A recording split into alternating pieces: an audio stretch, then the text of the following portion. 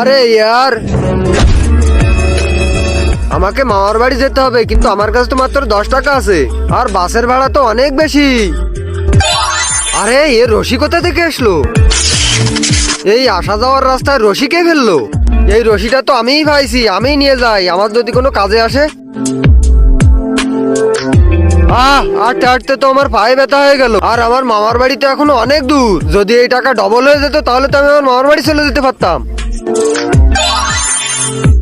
আরে এ টাকা কিভাবে ডবল হয়ে গেল? মনে হচ্ছে আমার ভিতরে কোনো সুপার পাওয়ার চলে এসেছে। এবার আমি আমার মামার বাড়ি আজ যাব না, এবার আমি যাব জঙ্গলে, ওখানে বসে টাকা ডবল করব। ইয়ে, লাকড়ি তো আমি কাটিছি, কিন্তু এটা ঘরে কিভাবে নিয়ে যাব? কারণ আমি তো রশি আনা বাড়ি থেকেই ভুলে গিয়েছি। এক কাজ করি, আমি এর উপকার করি, কারণ এর রশি আমার কোনো কাজে আসতেছে না, এতে এরও উপকার হবে। আরে ভাইয়া, এ রশি তুমি নিয়ে নাও, এ রশি আমার কোনো কাজে আসতেছে না। ধন্যবাদ ভাইয়া। হ্যাঁ, আমি চলে এসেছি জঙ্গলে, এবারে টাকাগুলোকে আমি ডবল করব। কিন্তু তার আগে তুমি যদি অনেকগুলো টাকা চাও তাহলে একটি লাইক করে যাও, আর যদি মাকে চাও একটি সাবস্ক্রাইব করে যাও, আর তুমি কোনটি চাও সেটা কমেন্টে অবশ্যই বলে যাও।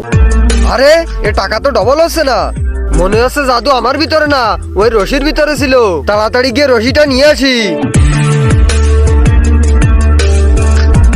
আরে ও কোথায় চলে গেল, আর আমার জাদুর রশি?